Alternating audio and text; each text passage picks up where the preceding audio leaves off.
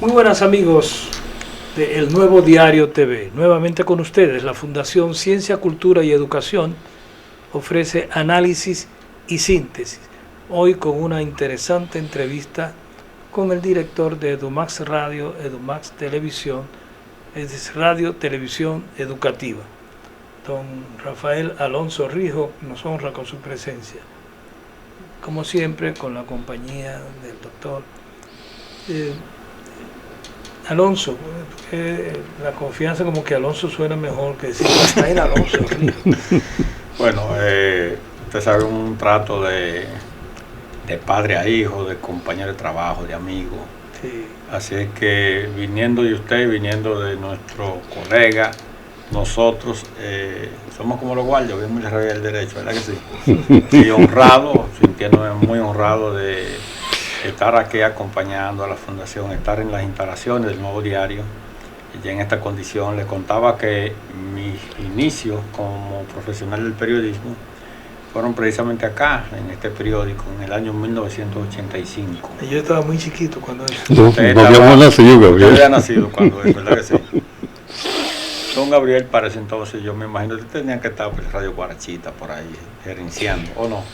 Más bien en África, por ahí, porque Gabriel ha viajado por el mundo entero, ha vivido en África, ha tenido grandes experiencias Óyeme, universales. Solamente el hecho de ser, y se puede decir con toda la propiedad, de ser uno de los mentores del doctor Peña Gómez en lo que se refiere al socialismo democrático.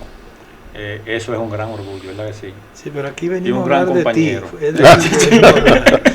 Cuando me entrevisten a mí, eso será otra cosa. No, lo que pasa es que para mí es realmente una verdadera honra poder compartir espacio con usted.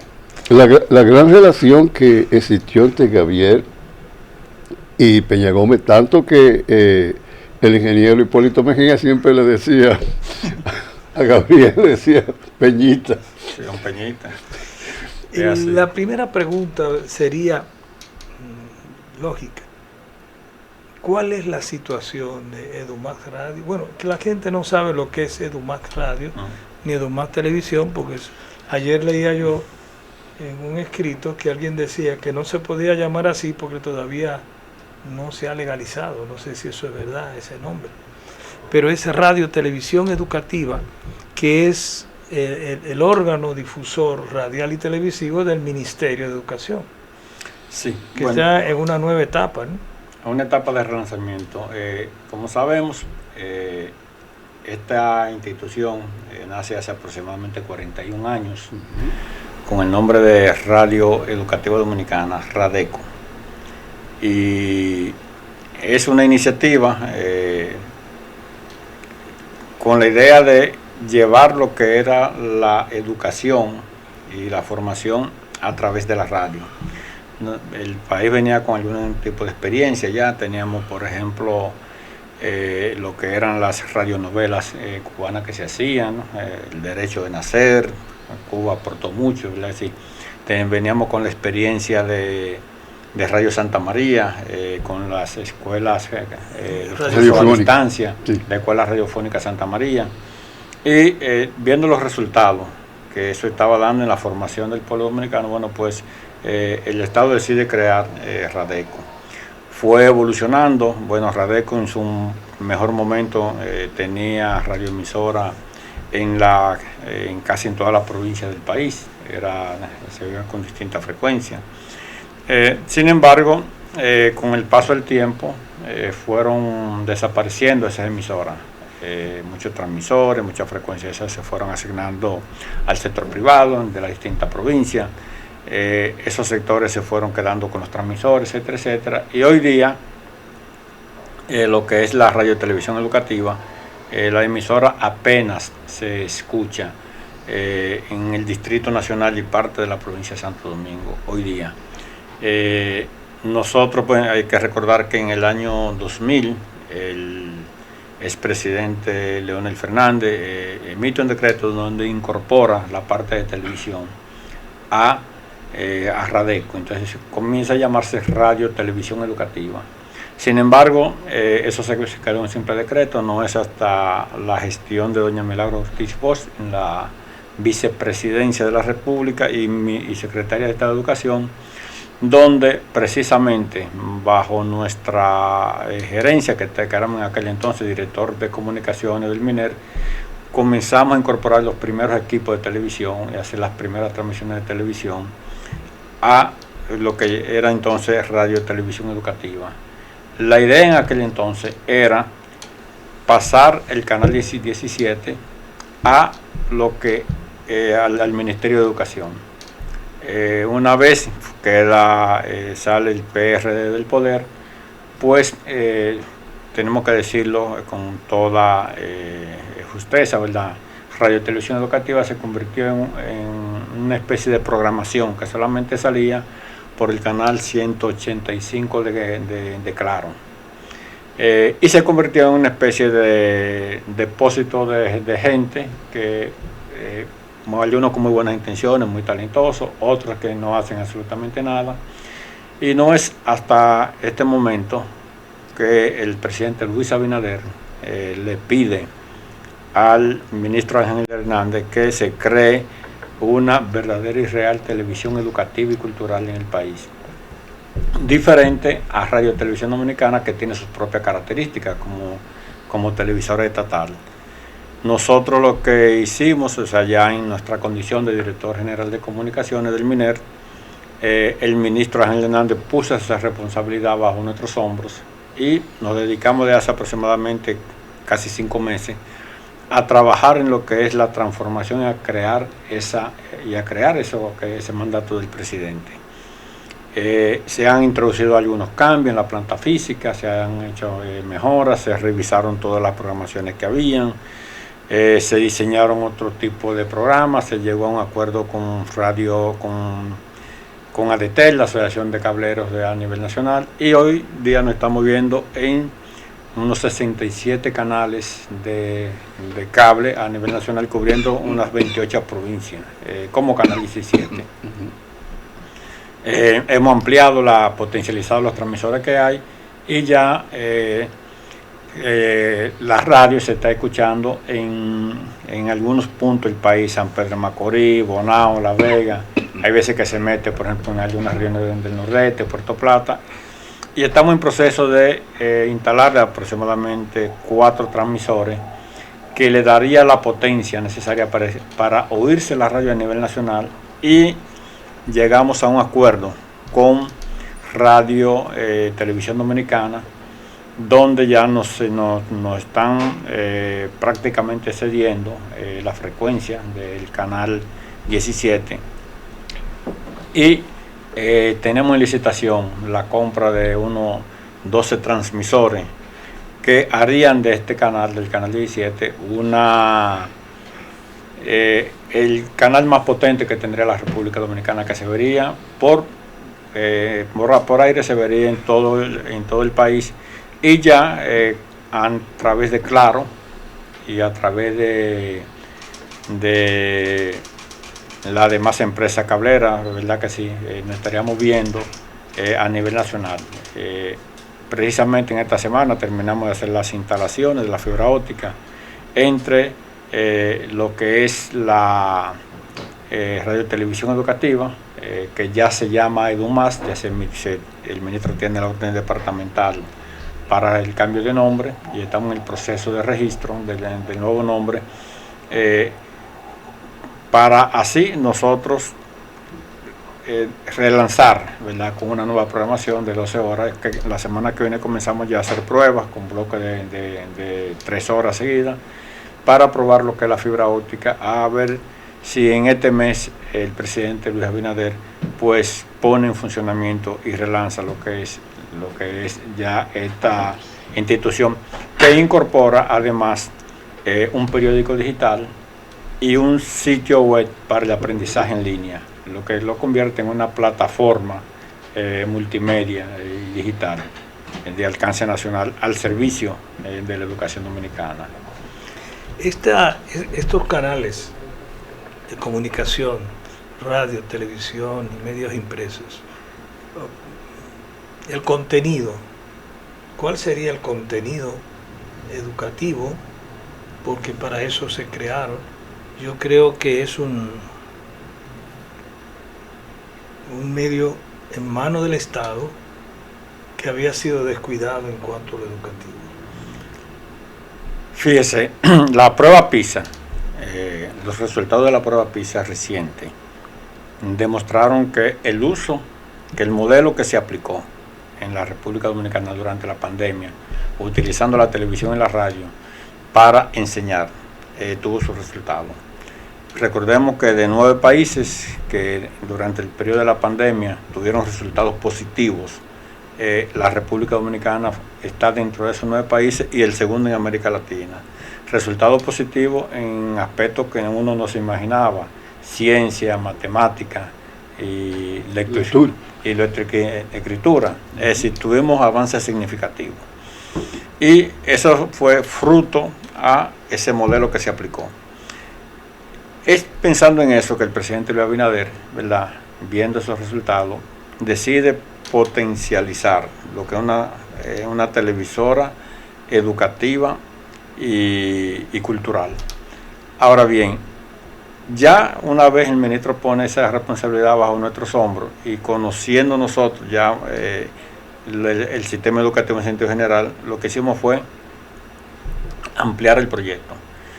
Ampliar el proyecto en el sentido de que una cosa es televisión educativa, una cosa es televisión cultural, televisión y radio educativa, televisión y radio cultural, y otra cosa es televisión y radio escolar, que funciona como escuela. Son 3 conceptos distintos. Lo cultural tiende a afirmar la identidad nacional, a la cultura, potencializar, conocer lo que somos nosotros como idiosincrasia, como pueblo, como seres humanos. Lo educativo tiene que ver mucho, se encuentra con la frontera con lo cultural, y está más bien dirigido a la formación del individuo, la formación en valores, educación cívica, educación de conocer el trato humano, respeto a los derechos humanos. Y la educación escolar está dirigido a impactar en el aprendizaje como tal. Entonces, conociendo esto, nosotros lo que hemos hecho ha sido que tenemos en proyecto, tenemos en carpeta ese canal 17, dividirlo en 4 canales de televisión distintos, digitalmente. Vemos ahora que se pospuso, ¿verdad?, el apagón analógico, y que va a comenzar, creo que a partir de junio, como de manera escalonada.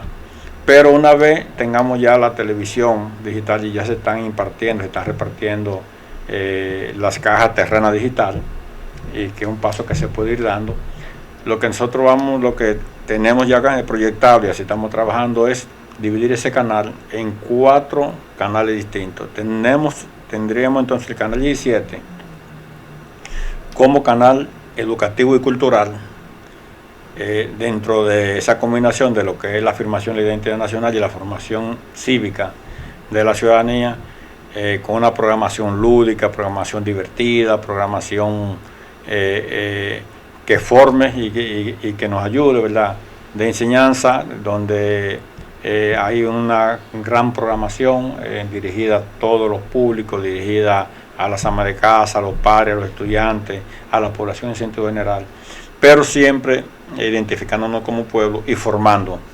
Los otros 3 canales tendrían entonces la siguiente característica: el 17.1 estaría dedicado al nivel inicial, 17.2 al nivel primario y el 17.3 al nivel secundario y el subsistema de adultos.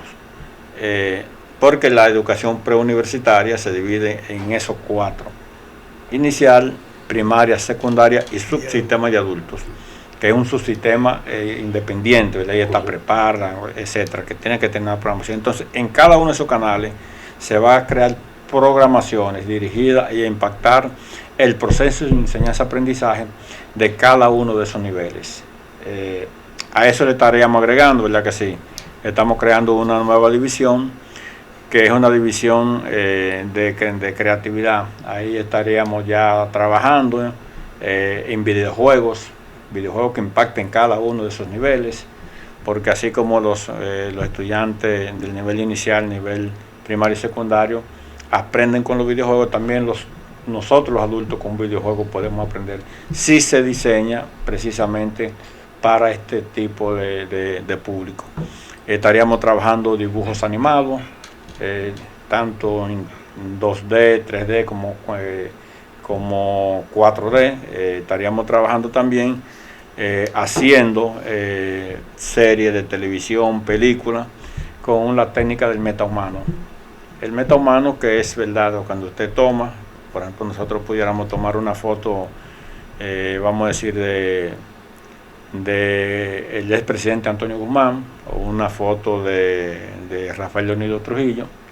Eso se digitaliza, se crean unos bocetos, una especie de muñeco, de dibujo, y un actor se pone un traje o unos diodos, y eso se conecta a la computadora. Eso es un sistema de captura de movimiento, y el metahumano lo que hace es que los movimientos que yo hago lo transfiere a ese dibujo que yo hago, y la foto, y se modula la voz, y la foto, el muñeco adquiere la textura, la característica y la forma de la piel de Trujillo, del presidente Antonio Guzmán, que uno decida, y se puede imitar hasta la voz. Cuando el resultado es que tú puedes tener al presidente Antonio Guzmán como si fuera Antonio Guzmán, no un actor imitándolo, o a Trujillo como si fuera Trujillo, con su vocecita como la tenía y su parsimonia, como si fuera Trujillo. Y eso uno dice, bueno, pero eso es muy futurista. No es futurista, eso está.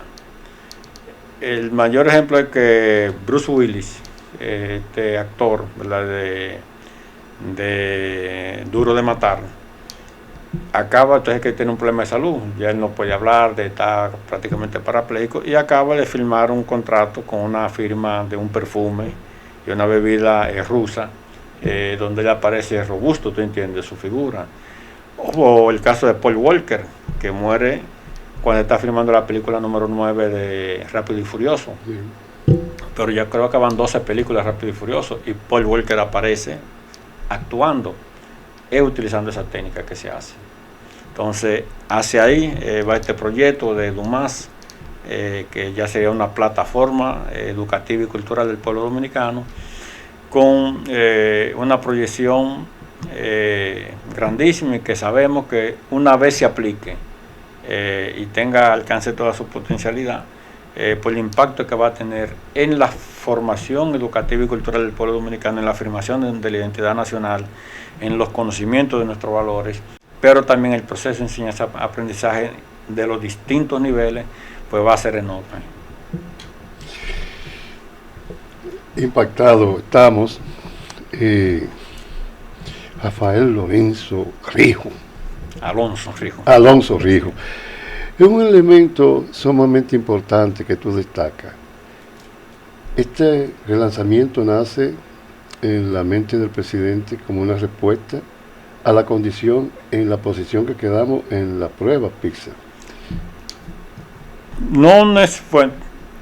Tuvo mucho que ver, pero tengo entendido que era una de las aspiraciones del presidente. Sí. Lo potencializa los resultados de la prueba PISA. Okay. Lo potencializa. Pero era una idea que él siempre tenía, y vio la posibilidad de que eso se realizara. Excelente. Entonces tenemos un gran iniciador, un líder, un gerente como ministro, y un gran especialista al frente de este proceso de transformación, porque tú... Un carpintero, yo estoy aprendiendo ahora. Bueno. Don Gabriel, que me acompaña ya, porque no el gran filósofo. Esa está la cobertura universal. Él no se lo ha dicho, pero don Gabriel él me acompaña en ese proceso. Porque ya. Gabriel, igual que el profesor, el doctor Nerio Rodríguez Arias, sí, son filósofos, pero con mención y aplicación en la metodología, que poca gente lo sabe, y nosotros, conociendo tanto al doctor Rodríguez Arias como a Gabriel de tanto tiempo, y de su paso como rector, es una persona que genera lo que es un marco del que tú no te puedes salir, porque él no te permite que tú te desvíes de y te llama a la cordura. No, porque es investigador, es metódico. Muy Fíjate que los metódico. investigadores y los filósofos Sí. saben y tienen muy claro el objetivo que La quieren. amplitud. Y de la eso, amplitud. hablando ahora de investigación, Sí. ¿hay algún sondeo, algún estudio de audiencia y de teleaudiencia que le permitiría a ustedes orientar la programación por sectores y también los contenidos? Y si no se ha hecho, ¿qué posibilidad hay de hacer ese estudio? Bueno, Porque hoy la radio y la televisión se ha como, ¿cómo diríamos? Muy general, pero se ha perdido la visión de segmentos de mercado. sí, estudio como tal no existe, no se ha hecho.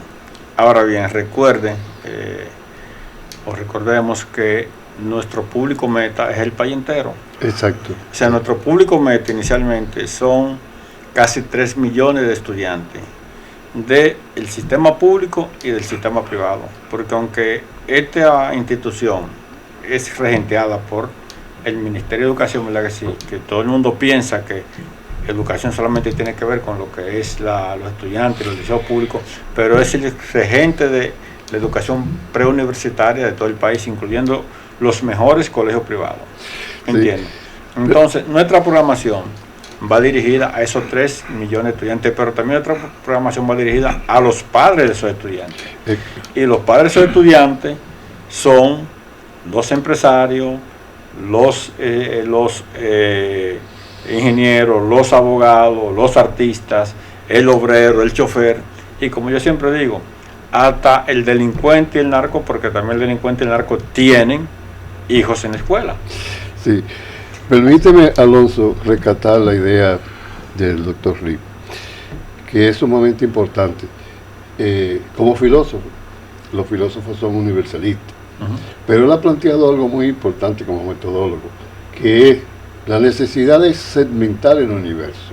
Eso fue que lo entendí, porque conozco al doctor Rodríguez Arias y al doctor Gabriel. Entonces, yo como andragogo acompañando las asesorías de tesis, siempre ponemos el marco universal y recordamos que hay algunos participantes, estudiantes que quieren descubrir la rueda y vienen con una universalidad a querer pasar por el metodólogo que fita y dice, no, espérate, ven acá, léete primero los textos y tú lo disciplinas.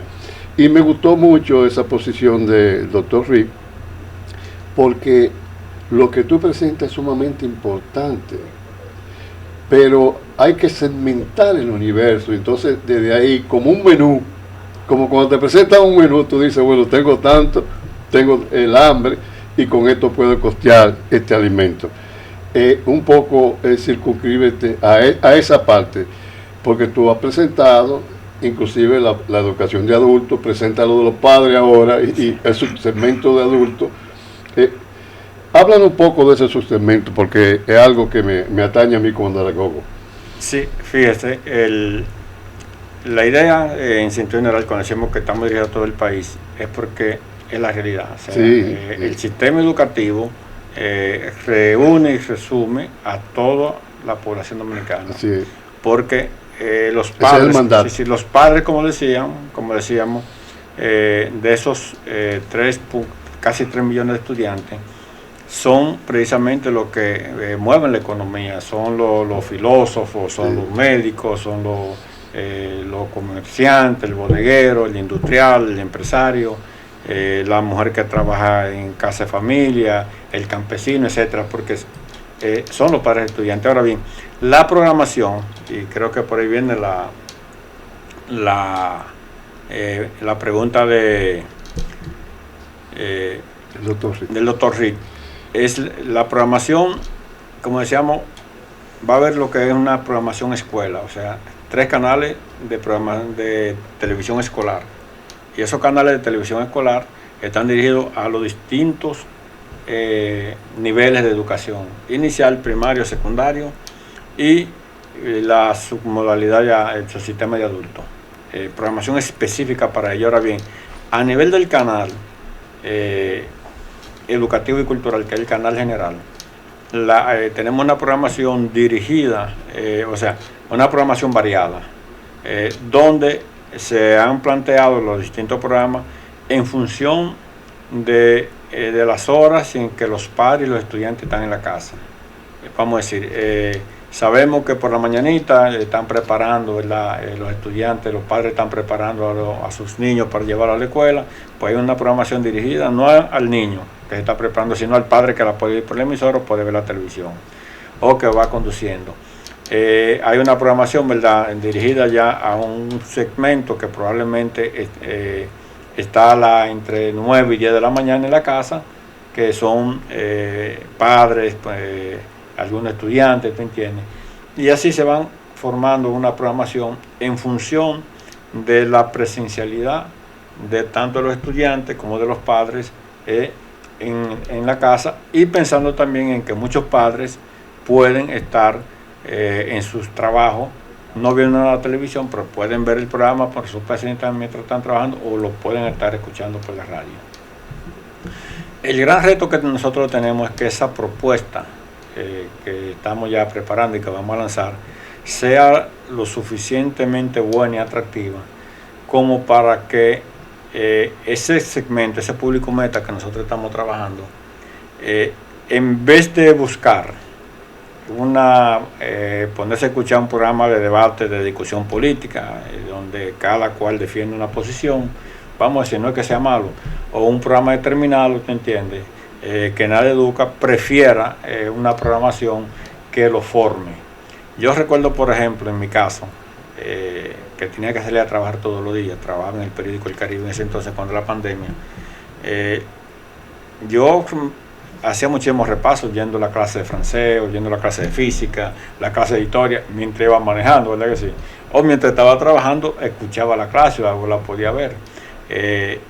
Ese tipo de impacto es lo que queremos hacer, y por eso la programación está dirigida en función de las horas de mayor rating y quienes están en casa y quienes están manejando en las horas de ese rating. Sabemos que la hora en que se sale de trabajar, la gente se pasa una hora manejando para llegar a la casa, pues tenemos que darle en ese segmento de horas una programación a nivel de radio lo suficientemente buena como para la gente, en vez de oír otra emisora, que nos escuche a nosotros, porque se va a educar, va a aprender, va a afirmar su identidad y se va a divertir. Ese es el reto, y por ahí andamos. Tenemos excelentes productores, ¿entiendes? Muchachos muy buenos, que lo encontramos allá, y otros que lo hemos incorporado. Hay una idea que hemos propagado, es la democratización, la participación masiva de la comunidad en estos eventos educativos. ¿De qué forma podríamos nosotros, o si tienen ustedes algún medio, y si no lo tienen, cómo se podía crear para que los jóvenes y las madres y los padres puedan sugerir, llamándolo o escribiéndole, que ellos digan cómo ellos conciben este proceso educativo a través de los medios masivos de comunicación, y tal vez algunas de esas ideas podrían servir para implementarse? ¿Hay algún medio que los padres y los alumnos podrían llamar para dar su opinión? Sí, ahora mismo a través de las redes sociales, el teléfono celular, el WhatsApp, el Instagram, los teléfonos abiertos en distintos programas, son un medio excelente para que la gente se comunique y sugiera. Ahora bien, dándole una respuesta probablemente más concreta a su programa, la programación en vivo, que la mayoría va a ser programación en vivo, buscan la participación de la gente. O sea, por ejemplo, va a haber un programa que se llama Careo. Careo consiste en que tomamos dos escuelas de dos distritos educativos, o de un distrito, y esas escuelas compiten demostrando quién está mejor preparado, cuál de los alumnos. Luego de esa escuela, ese distrito pasan a competir con otro distrito. hasta que una vez terminado todos los distritos, entonces viene lo que es la regional. Entonces, tú al final vas a tener 2 escuelas de una región, de una regional, o 2 escuelas de distintas regionales, ¿verdad? Que si quien gane una regional compite con otra regional. Y tú vas a tener entonces que al final tú vas a tener 2 regionales que se van a enfrentar, y que va a haber una escuela que va a ser la ganadora. Pero ¿la ganadora en qué sentido? La ganadora en que se va a demostrar que esa escuela, que esa regional y que ese distrito realmente están trabajando y preocupándose, que los maestros se están preocupando, que los padres están preocupando, porque los muchachos aprendan, y van a demostrar no una sapiencia de adivinar y de memorizar, ¿verdad que sí? O como se usa últimamente, que se hace una pregunta y la gente busca la respuesta en el acto, no, sino en cuestiones concretas, de resolución de problemas inmediatos, situaciones que se pueden presentar en el diario vivir, situaciones que se pueden presentar, por ejemplo, cómo usted debe hacer una escalera o debe reparar una escalera aplicando la física. Bueno, usted tiene que venir ahí a explicar, usted tiene que saberlo con plano inclinado, ¿verdad que sí?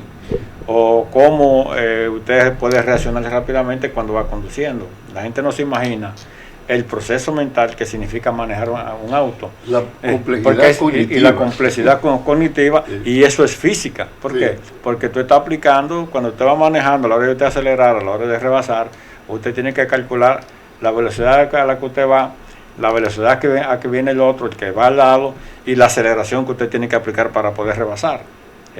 Eso y la es percepción de 360 grados. Y la percepción de 360 grados. Entonces, todo eso es un proceso físico que uno lo está aplicando. Ese es conocimiento de física, que uno no lo piensa, pero es así.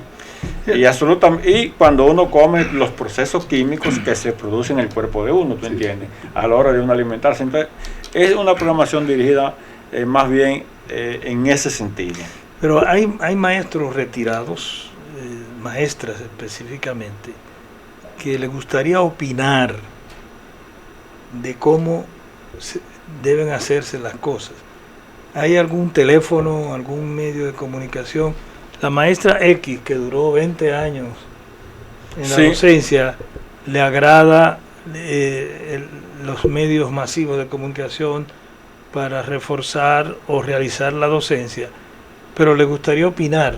Entonces, si a mí me preguntan a qué teléfono yo puedo decir, no, mire, llame a don Alonso a tal teléfono, y ahí usted les pone su punto de vista. Sí, no podemos decir ahora mismo un número de teléfono para que llamen, porque no tenemos las centrales habilitadas. Entonces, de repente llaman a Radio y Televisión Educativa o algo más, y no hay una central habilitada para eso, ¿tú entiendes? Sí, ahora, me pasó ayer. Una vez lancemos ya, se haga el relanzamiento, porque estamos solicitando la instalación de una buena central. Por ejemplo, yo particularmente estaré inicialmente al frente de un programa que se llama Agenda Socioeducativa, que va a ser desde una cabina de radio, pero televisada, con micrófonos abiertos. En la pantalla aparecerán los teléfonos donde llamar y las redes sociales donde escribir. Las personas pueden llamar y hacer preguntas. En ese espacio van a pasar todos los institutos que van a tener una hora asignada, que tiene el Ministerio de Educación, el INAVIMA, el INAVIE, el SENMA, ISFODOSO, todos van a tener su espacio. Pero también se van a invitar distintos actores del sistema educativo, donde las personas exactamente podrán decir, una maestra que está en retiro o una maestra que está activa, podrá llamar y dar una opinión o hacer algún tipo de sugerencia. Igualmente habrán otros programas. Tenemos un programa, ¿verdad?, que es una revista matutina que comenzará a las 7 de la mañana, y esa revista matutina, que como su nombre lo tiene, va a tocar distintos temas. También el público, quien quiera llamar o opinar, puede llamar o opinar en el momento en que se abran los micrófonos. Y igualmente tendremos un noticiero, una revista nocturna, y ese noticiero donde la gente también podrá opinar. Si vamos a salir a la calle, no solamente nos vamos a quedar ahí, en lo que es la planta física. Ahora mismo el Ministerio de Educación está instalando fibra óptica en casi todos los planteles a nivel nacional. Se va a instalar en los 7.000 planteles. Tenemos alrededor de unos 3.000 planteles con fibra óptica. Y eso nos facilita a nosotros poder hacer un programa, trasladarnos al punto más lejano, ¿tú entiendes? Y trabajar con los estudiantes de ahí. O que los estudiantes de ahí poder interactuar con otros estudiantes de otro lado y los profesores, o con nosotros dentro de una misma programación, porque ya estaríamos conectados. Y la instalación de esa fibra óptica lo que busca es facilitar y garantizar el acceso a la internet, a las telecomunicaciones, a lo virtual de esas escuelas, porque uno puede decir, bueno, la escuela tiene computadora, tiene una pantalla PDI, buenísima, táctil, ¿verdad que sí? Pero no están conectadas, no tienen la garantía de poder interactuar. Y esa es la idea, que podamos, que los estudiantes de Jimaní puedan interactuar con los estudiantes de Ubero Alto o del Hoyo de Friusa, para decir verdad, en la parte de dos puntos bastante lejanos, mediante esa interconexión de fibra óptica y que nosotros seamos ese canal. Habrá un espacio, ya lo tenemos, donde la idea es que el ministro de Educación o los viceministros tengan un diálogo abierto con distintos sectores del sector educativo, que puedan conversar con ellos, ya sea cara a cara o mediante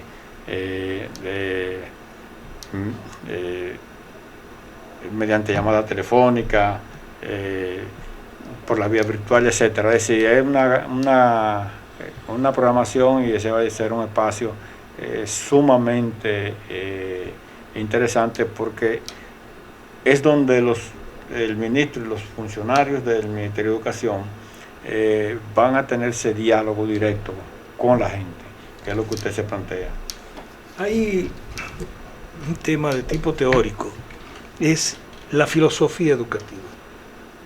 No sé dónde uno va a recurrir. Si yo quiero saber cuáles son los lineamientos de la filosofía educativa del Estado en este momento, no sé si le corresponderá a usted, porque estamos hablando de un medio de comunicación, ya es un problema de contenido programático, porque esa filosofía educativa se va a aplicar a través de esos medios masivos de comunicación, pero ¿cuáles son los cambios significativos que podemos hoy? Un ejemplo, el problema de la participación. El problema, ayer hablábamos, no recuerdo dónde, sobre el desarrollo de la inteligencia del estudiante, para descartar el memorismo, la repetición, si la capacidad reflexiva, analítica. Entonces eso implica reentrenar a los profesores para pasar del dictado, de la charla, de la clase, a la interacción comunicativa entre ambos, profesores y alumnos. ¿Hay algún señalamiento, alguna nota que tú puedas decirnos? Sí. El Ministerio de Educación está poniendo en vigencia un nuevo currículum. El currículum se ha modificado, se terminó la propuesta del nuevo currículum, se está en revisión, y en cierta forma se está aplicando en este nuevo año escolar. Ese currículum que lo que busca es precisamente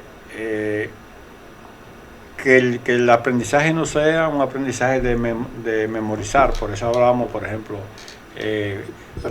poníamos como ejemplo de la complejidad cognitiva, que significa el estudiante. A veces uno se preguntaba, ¿y para qué a mí me enseñan física? ¿En qué yo aplico la física? ¿Tú entiendes? Bueno, precisamente el programa Careo está dirigido a que esos estudiantes, o aula abierta, eso que han aprendido en las aulas le vean un sentido práctico. Pero el nuevo currículum, por ejemplo, nosotros estamos trabajando mucho en el Ministerio de Educación con el método STEM. El método STEM, ¿verdad?, es la que te aplica la robótica, te aplica, vamos a decir, inteligencia artificial, pero te enseña a razonar en términos de matemática, física, filosofía, química, ¿tú entiendes? Ciencia en sentido general, porque tenemos que estar dirigidos a crear entes que cuando salgan de las aulas, estamos impulsando, por ejemplo, también lo que son los politécnicos en sentido general, pero politécnicos equipados. ¿Cuál es la idea? Que cuando el estudiante salga del aula pueda incorporarse al mercado de trabajo, salga del aula teniendo las herramientas con las cuales puede vivir y puede aportar. Yo particularmente fuera lo que se estaba haciendo con el plan de reforma. Yo recuerdo, yo soy producto del plan de reforma y yo salí del Liceo Fabio Amable Mota siendo bachiller técnico en enfermería y trabajé como enfermero. Y hay muchísimos de los enfermeros y de los médicos que están ahí que salieron de los liceos y que salieron igual. Pero también se está trabajando, el presidente creó un decreto que manda a modificar la Ley General de Educación y a crear un nuevo plan general de educación, un plan decenal de educación, que muchas veces uno dice, bueno, tiene que ser un plan decenal de 10, 5 años, como lo conocimos en aquel entonces, como le aplicado por doña Jacqueline Malagón, que se pensó en 10 años, o tiene que ser un plan lo suficientemente flexible porque la ciencia, la informática, todo cambia de manera todo cambia de manera muy rápida, entonces tú no puedes enmarcarte dentro de lo que es un plan, sino que tiene que ser un plan dirigido precisamente a impactar el cerebro de los estudiantes para buscar el razonamiento, buscar, ¿verdad?, esa interacción entre lo que aprendo, la forma en que aprendo y la forma en que aplico en la vida aquello que he aprendido, no simplemente memorizar. Ayer se celebró el Día de Duarte. A través del Instituto Duartiano hicimos una serie de actividades, de reflexiones y actos. Y en las reflexiones mucha gente se quejaba de que la enseñanza de la historia no se corresponde muchas veces con la realidad.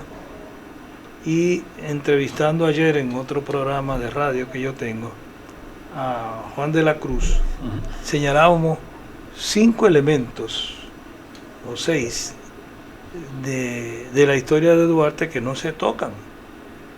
Y entonces me he enterado que la historia la quitaron y la integraron en algo que se llama ciencias sociales. ¿Qué hay de cierto en eso? Que no sé si... Ciencias sociales es una cosa y historia es otra, ¿te entiendes? Eso no... Porque las ciencias sociales es más abarcador, ¿te entiendes? Pero se sigue enseñando la historia normal. Sí. Ahora, una cuestión es enseñar la historia como se enseñaba antes, otra cuestión es enseñar la historia de forma transversal, en todo, ¿verdad? Porque la historia, al igual que la filosofía, al igual que la matemática o la educación física, es transversal a todo. Son cosas distintas. Usted sabe que la historia se enmarca dentro de lo que son las ciencias liberales. Y las ciencias liberales se escriben en función de la formación de quien la enseña, del historiador. En el Ministerio de Educación, por ejemplo, ahora mismo con el asunto de los libros, ¿verdad?, de los libros de texto, que están los libros de historia y ciencias sociales, usted se encuentra con que hay historiadores muy conservadores, pero hay otros muy liberales, ¿verdad que sí? Sí. Porque hay que darle una visión general. Sí. No podemos ver la historia de un solo lado. Tenemos que verla de todos los ángulos, ¿verdad que sí? Y que el estudiante pueda decidir el ángulo que la perspectiva. La perspectiva. El perspectivismo. Sí. Porque ¿en qué sucede? O sea, la historia no se puede enseñar, y el profesor Bosch me enseñó a eso. No podemos ver la historia comenzando con A y terminando con Z, o sea, de manera lineal, como si fuera un cuento, porque la historia es muy compleja. En los hechos históricos intervienen demasiados factores, y esos factores son los que determinan el devenir del hombre. Habría que ver, ¿verdad?, cómo se enseña la historia y quién enseña la historia, o para qué enseñamos la historia, porque esa es otra, ¿verdad? Porque la historia no solamente se enseña o debe enseñarse para que la gente recuerde un determinado hecho, sino que la historia tiene que tener un propósito definitivo, o sea, ¿para qué yo aprendí historia? ¿Para qué me sirve la historia a mí? ¿Cuáles son las lecciones que yo debo de aprender de cara al presente y de cara al futuro de los hechos históricos? Entonces hay algo un tanto complejo. Gracias, Gabriel. Es el término de significativo. O sea, ¿qué es significativo para el que recibe o el que construye el conocimiento? Tú fuiste precisamente un fruto de las directrices de Guadamú, porque Guadamú fue el gran arquitecto, inclusive quien se el plan de reforma decenal. Sí. El plan de reforma, y quien en cierta forma genera lo que fue el movimiento de sacar culto hacia cultura, el Ministerio de Cultura, que hoy día es un elemento sumamente importante de la identidad nacional de nosotros como sujetos. Entonces, saludamos, que en paz descanse porque murió recientemente, nuestro gran amigo Guadamú, quien fue un gran, murió, costarricense, No me había enterado. Sí, porque teníamos los vínculos, entonces participamos a los que no saben que él murió, pero tú fuiste fruto, nosotros lo acompañamos y tú fuiste fruto. Fue fruto de ese modelo educativo, que tanto beneficio y que demostró que era realmente efectivo y que por alguna razón se fue desmontando o se ha ido desmontando, ¿verdad? Bueno, por la utilidad, porque realmente lo que no es útil, la vida misma como que lo desmonta, como tú muy bien vienes diciendo. Y fue un importante hito que marcó nuestra identidad como nación, y tenemos un fruto aquí. En cuanto a lo que nos toca ahora y la pregunta de Gabriel ahorita, pero que pertenece un poco más a la política educativa del Consejo Nacional de Educación, los pilares de valor educativos de las Naciones Unidas y cómo atraviesa justamente lo que son los nuevos pilares, porque tenemos entendido que el ministerio tiene unos nuevos pilares en los perfiles de desarrollo de docente de cara al desarrollo del perfil de cómo egresa el preuniversitario hacia las aulas universitarias o hacia los puestos, como tú señalabas, técnicos, el que se coloca como colmadero, el que se coloca como elemento que la educación le sirva como algo beneficioso para su propia vida, que es uno de los pilares de educativo de la ONU, saber vivir, enseñar a saber vivir. Sí, definitivamente el nuevo currículum, y entiendo, ¿verdad?, que el nuevo plan de educación, la modificación de la Ley General de Educación que se está trabajando, tiene que estar dirigido necesariamente a sacar de las aulas de nuestros liceos, de nuestros colegios, un ser humano, un hombre, una mujer,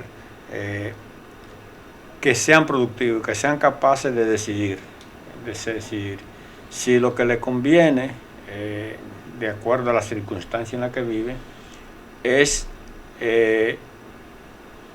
incorporarse al mercado de trabajo por la preparación técnica que tiene, y desde ahí continuar hacia una preparación universitaria, hacia un trabajo, hacia un trabajo, más bien, o hacia una educación universitaria. Sabemos, don Gabriel, que uno puede fácilmente, y nosotros somos fruto de ello, ¿verdad que sí? Usted puede salir de su liceo, puede salir de su colegio, siendo un bachiller, trabajar y con ese trabajo seguir estudiando y pagar su universidad. Nunca será lo mismo profesional que se quede en nivel técnico que un profesional que se quede con un grado universitario.